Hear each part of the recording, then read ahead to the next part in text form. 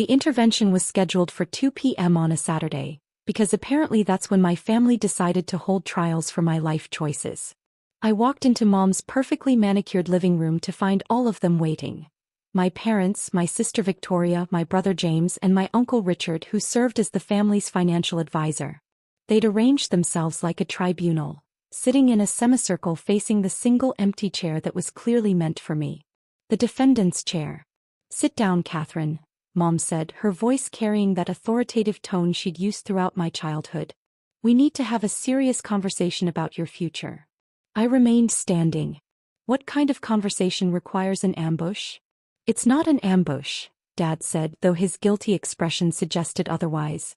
"It's a family meeting about a very important decision you need to make."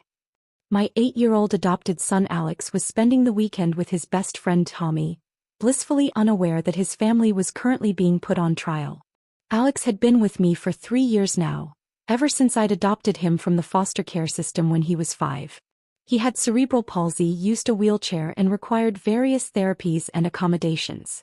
He was also the brightest, most joyful child I'd ever known, with an infectious laugh and an insatiable curiosity about everything from dinosaurs to space exploration. My family saw him as a burden. "Catherine," Victoria began, her voice taking on the patronizing tone she'd perfected as a corporate lawyer, "we're all here because we care about you and we're concerned about the path you're on." "What path is that exactly?" "This adoption situation," James said bluntly. "This disabled kid you've taken in. It's not sustainable and it's affecting the whole family." I felt my jaw clench. "His name is Alex. And he's my son." "He's not your son," Mom snapped. "He's a foster child you've gotten too attached to. There's a difference." "Actually, there's not. I legally adopted him 18 months ago. He's my son in every way that matters." Uncle Richard cleared his throat, pulling out a folder thick with financial documents. "Catherine, let's discuss the practical realities here. The cost of caring for a disabled child is enormous. The medical bills, the therapy, the specialized equipment, the modifications to your home, it's financially unsustainable. It's sustainable for me. Not without family support," he continued. "And that support comes with expectations about how you live your life." But there was the real reason for this intervention. For the past 5 years, I'd been receiving monthly distributions from the family trust fund that my grandfather had established before he died. The fund was worth approximately $47 million, distributed among his children and grandchildren. My monthly distribution was $15,000, enough to live comfortably while pursuing my career as a pediatric occupational therapist.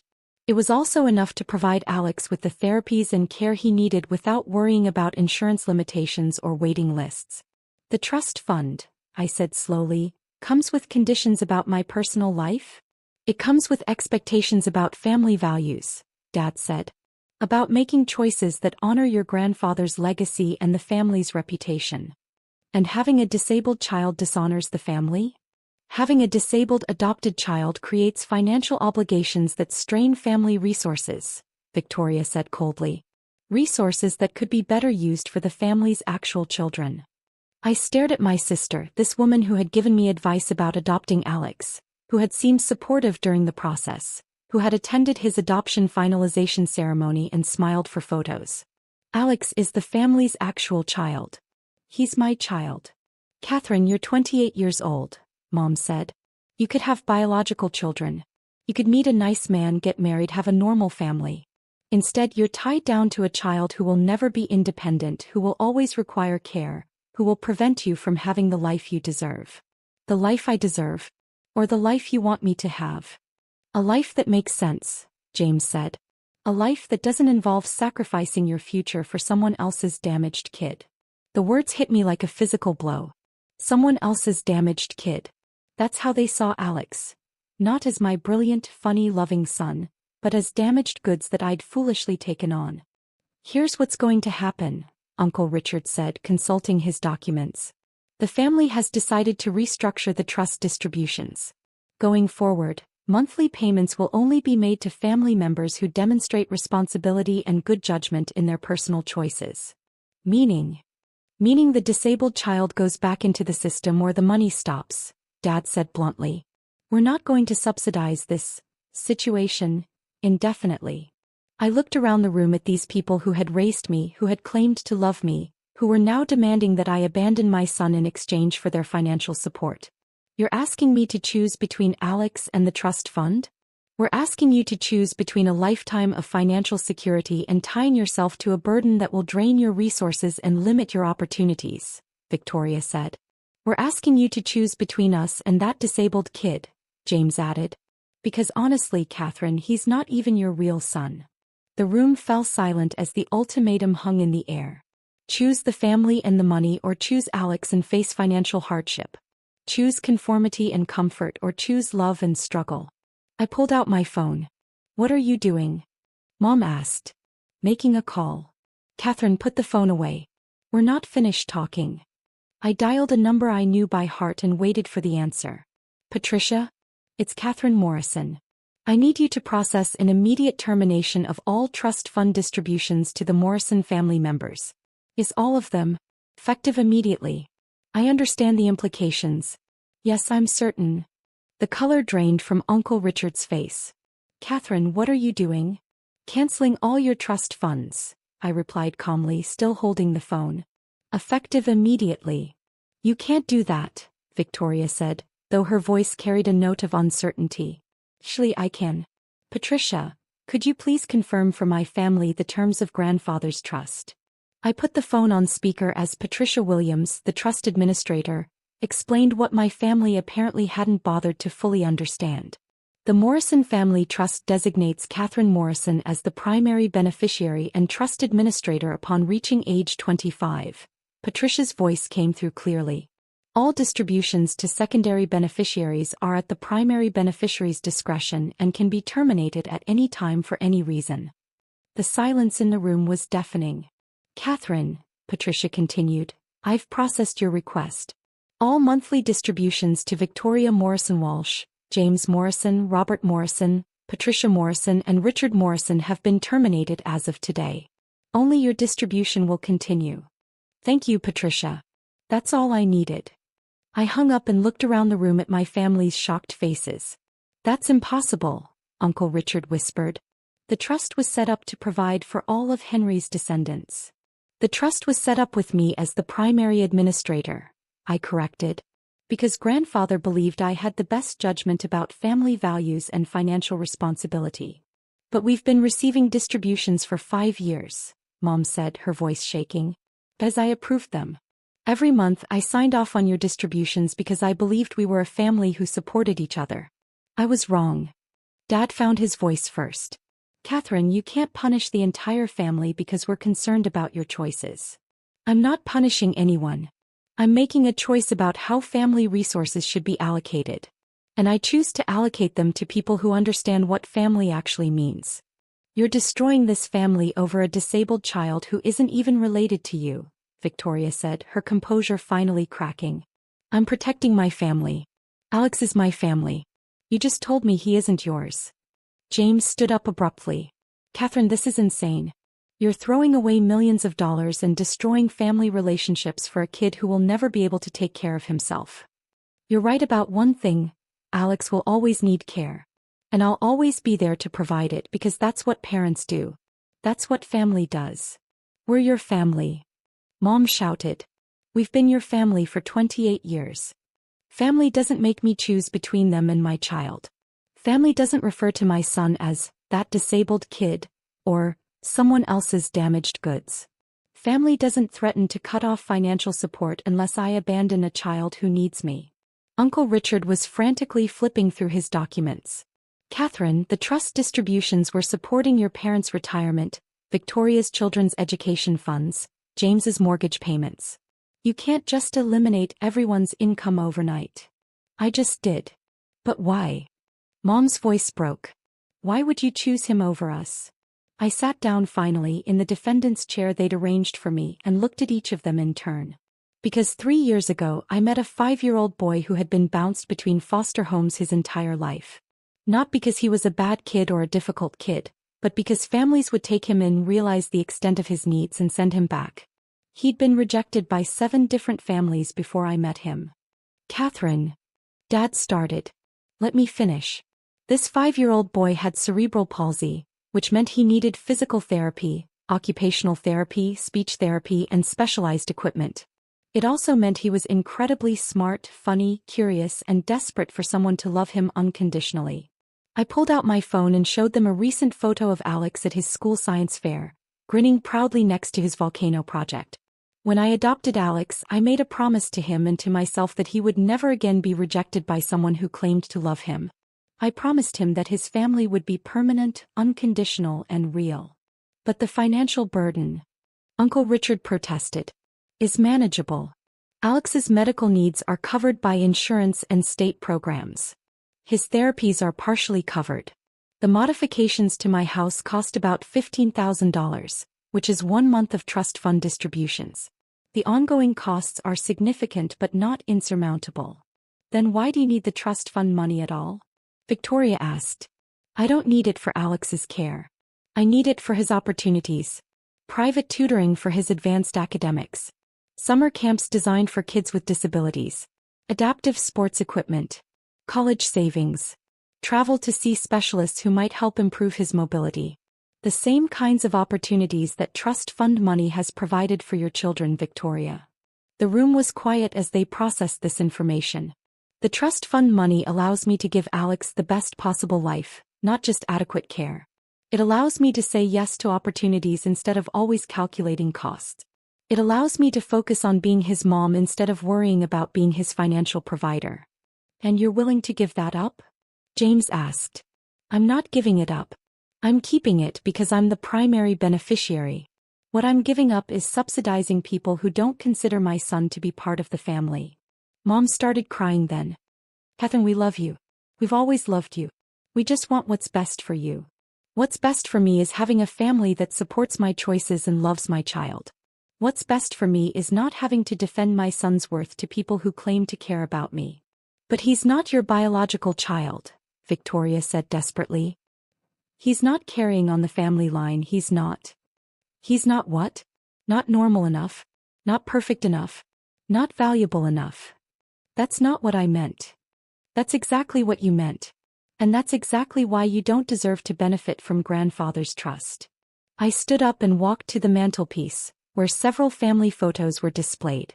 In the center was a picture from last Christmas, me, Alex, and my grandparents, taken just a few months before grandfather died.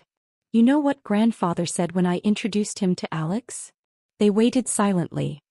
He said, "That's a fine boy, Catherine. You chose well." He didn't ask about Alex's medical needs or his future independence. He saw a smart, sweet kid who made his granddaughter happy, and that was enough for him. I turned back to face them. Grandfather would be ashamed of this conversation. He would be ashamed that his trust fund was being used as leverage to force me to abandon a child. He would be ashamed that his family values apparently don't include compassion for disabled children. Catherine, Dad said quietly, what do you want from us? I want you to apologize to Alex. I want you to acknowledge that he's your grandson and nephew, not some stranger I picked up off the street. I want you to stop treating his disability like a character flaw or a family embarrassment. And if we do that, then we can discuss restoring some trust fund distributions. Not as blackmail or leverage, but as support for family members who understand what family means. Some distributions? Uncle Richard asked. Reduced distributions. The bulk of the trust income will go toward Alex's future needs and toward charitable organizations that support families with disabled children. Because if you're right that caring for Alex is expensive, then other families need help even more than we do. The room erupted in protests and arguments, but I held up my hand for silence. This is not a negotiation. These are the terms. Accept them or don't, but the conversation about choosing between Alex and the family is over. I chose Alex. Now you need to choose whether you want to be part of his family or not. Victoria stood up angrily. Catherine, you're making a huge mistake. You're destroying relationships that can't be repaired over a child who doesn't even understand what you're sacrificing for him. You're wrong about that too. Alex understands everything. He's been listening to you talk about him like he's defective and unwanted. He's been watching you treat him like an inconvenience. He understands exactly how you feel about him. The color drained from her face. We weren't. You were. And now he knows that his family was willing to fight for him instead of abandoning him when things got difficult. He knows that his mom chose him over money and approval. That's a lesson worth more than any trust fund distribution. I gathered my purse and headed for the door. You have my phone number. When you're ready to apologize to Alex and treat him like the family member he is, call me. Until then, enjoy figuring out how to manage your finances without the trust fund subsidies you've been taking for granted. Catherine, wait. Mom called after me. Please don't leave like this. I turned back one more time. I'm not leaving. You're the ones who tried to make me choose between my family and my family. I made my choice. Now live with it. The drive home gave me time to process what had just happened. In the space of an hour, I'd cut off my entire extended family's income and probably destroyed relationships that had defined my entire life. I'd also protected my son from people who saw him as defective and unworthy of love. When I arrived home, Alex was just getting back from his playdate with Tommy. I watched him navigate his wheelchair up the ramp to our front door, chattering excitedly about the video games they'd played and the pizza they'd eaten. Mom, Tommy's dad said maybe I can sleep over next weekend if it's okay with you. Can I? Please. We'll see, buddy. How was your day? Great. We built this awesome fort and played Space Explorers, and Tommy said I'm the best at strategy games because my brain works really fast. I knelt down to Alex's eye level, overwhelmed suddenly by the magnitude of what I'd almost lost. This brilliant, joyful child who saw adventures instead of limitations, who built forts and explored space and strategized like a champion. My family had wanted me to send him back to the foster system because he required too much care and offered too little value to the family line. Alex, do you know how much I love you? To infinity and beyond, he said, quoting his favorite movie. That's what you always say. That's right. To infinity and beyond. No matter what. No matter what? No matter what anyone says or thinks or wants. You're my son and I'm your mom, and that's forever. He grinned and threw his arms around my neck. I love you too, Mom. Want to see the picture I drew of our family? He pulled out a crumpled piece of paper from his backpack. It showed two stick figures, one tall, one in a wheelchair, standing in front of a house with a big sun overhead. At the bottom, in his careful 8-year-old handwriting, he'd written, Alex and Mom, best family ever. It's perfect, I said, and meant it. That evening, after Alex was in bed, I called Patricia Williams to discuss the practical implications of my decision. Catherine, I want to make sure you understand what you've done, she said. You've cut off approximately $45,000 per month in distributions to your family members. That's over $500,000 per year. I understand. The trust can certainly sustain your individual distribution indefinitely, and you're right that as administrator, you have complete discretion over secondary distributions. But this decision will have significant financial impact on your family. Good. Maybe it will teach them to value things that can't be bought. And your long-term plan? Alex's future care and education. Charitable giving to organizations that support families with disabled children. Maybe establishing a scholarship fund for kids aging out of foster care. Those are worthy causes. Your grandfather would approve. Over the next few weeks, my phone rang constantly. Mom, Dad, Victoria, James, Uncle Richard, all of them calling to argue, plead, threaten, and eventually apologize. The conversations followed a predictable pattern. Anger about the money, guilt about their treatment of Alex, and gradually genuine remorse for the impossible choice they tried to force me to make. Victoria was the first to actually apologize to Alex directly. She came to our house, got down to his level, and told him she was sorry for not being a better aunt. Alex, with the generous heart of a child, immediately forgave her and offered to show her his dinosaur collection. James took longer to come around, but eventually admitted that his own fears about having a disabled child had influenced his judgment about Alex. He started coming to Alex's therapy sessions to better understand his needs and abilities. Mom and Dad required family counseling sessions before I was comfortable having them around Alex regularly. They needed to understand that their love for me couldn't be conditional on my child being normal, and that Alex's disability wasn't a tragedy to be overcome but simply part of who he was. Uncle Richard never quite got it. He continued to see Alex primarily in terms of financial burden and missed opportunities.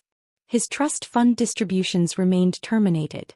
6 months after the intervention, we had our first real family dinner in years. Alex sat at the head of the table, excitedly explaining his latest school project about marine biology. Victoria asked thoughtful questions about his research. James helped him navigate his wheelchair around the furniture. Mom and Dad listened attentively to his stories about his friends and his teachers. It wasn't the same family I'd grown up with. It was better. It was a family that had learned to love unconditionally, to see value in every member, and to understand that being different doesn't mean being less. Mom, Alex said as we drove home that night, I think Grandma and Grandpa really like me now. They always liked you, buddy. They just needed time to understand how awesome you are. Are you sad about the money? I heard Uncle Richard talking about how much money you gave up for me. I looked at my son in the rearview mirror, this incredible child who worried about my sacrifices even though he'd done nothing but bring joy and purpose to my life. Alex, the money was never as important as you are. Money comes and goes, but family is forever. Like infinity and beyond? Exactly like infinity and beyond. The trust fund still generated enough income to provide Alex with every opportunity one could imagine and to support organizations helping other families navigate similar challenges. We had everything we needed and more. But most importantly, we had a family that chose love over convenience, inclusion over perfection, and loyalty over financial benefit. Some choices, it turns out, aren't really choices at all. When someone asks you to choose between money and your child, between approval and love, between conformity and authenticity, there's only one answer that matters. You choose your child. Every time. To infinity and beyond.